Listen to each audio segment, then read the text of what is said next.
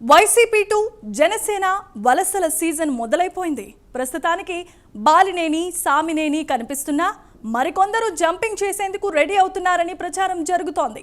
ఎన్నికల ప్రచార సమయంలోనే జగన్ కి జనసేనాని వార్నింగ్ కూడా ఇచ్చారు.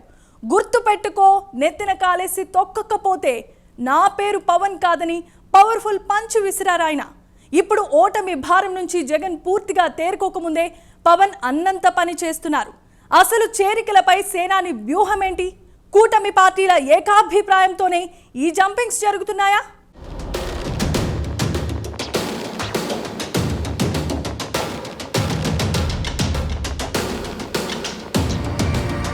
వైసీపీ అధ్యక్షుడు జగన్ తీరుపై ఆ పార్టీ సీనియర్ నాయకులు పలువురు ఆగ్రహం వ్యక్తం చేస్తున్నారు.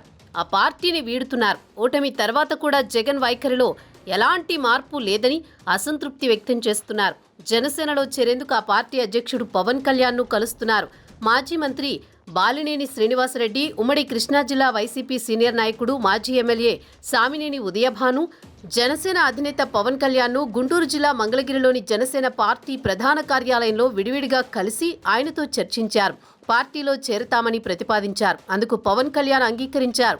సెప్టెంబర్ 22న జనసేనలో చేరుతున్నట్లు సామినేని ఉదయభాను ప్రకటించారు.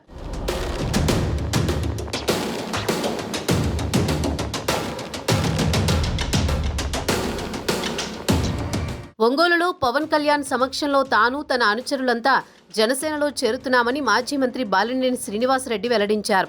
వైఎస్ తనకు రాజకీయ భిక్ష పెట్టారని, ఆ కుటుంబం పట్ల గౌరవంతోనే జగన్ కోసం రాజీనామా చేశామని పేర్కొన్నారు. రాజశేఖర్ రెడ్డిపై గౌరవంతోనే జగన్ను ఇంతకాలం భరించారని, ఎన్నికల్లో పార్టీ ఓడిపోయినా ఇప్పటికీ జగన్ మారలేదని విమర్శించారు.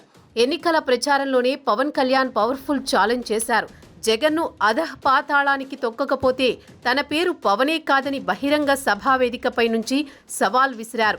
దానికి తగ్గట్టే అసెంబ్లీలో వైసీపీకి ప్రతిపక్ష హోదా కూడా లేకుండా చేయడంలో కీ రోల్ పోషించారు.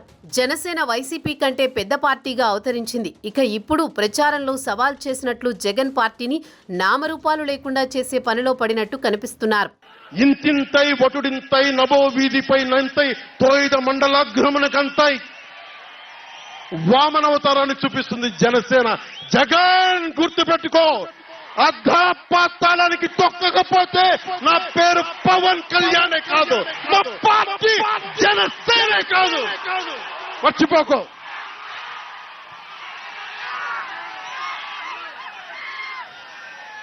రేపు ఎన్నికలైనప్పుడు వైసీపీ వాళ్ళకి తెలుస్తోంది మనం ఎంతో. నెత్తి మీద కాలేసి తొక్కుతాం కదా, అప్పుడు అర్థమవుతుంది నేనేంటో.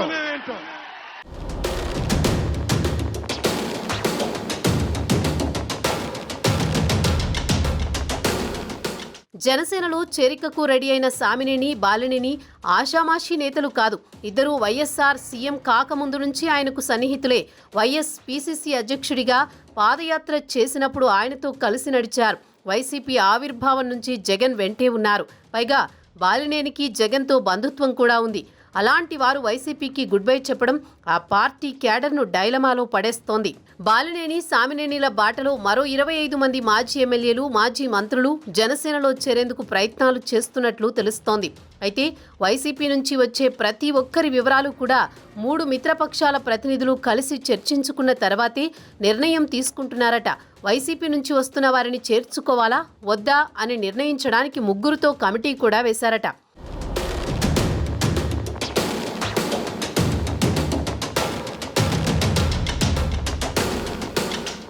కూటమి ప్రభుత్వంలో మంత్రులుగా ఉన్న బీజేపీ నేత సత్యకుమార్ యాదవ్, జనసేన సీనియర్ నాదెండ్ల మనోహర్, టీడీపీ నుంచి నారా లోకేష్ ఆ స్క్రూటినీ కమిటీలో మెంబర్లుగా ఉన్నారట.